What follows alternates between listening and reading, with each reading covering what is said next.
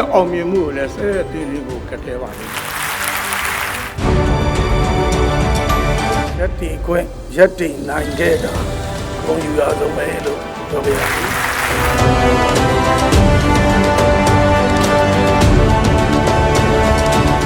တပည့်ကိုဂုဏ်ပြုရတာ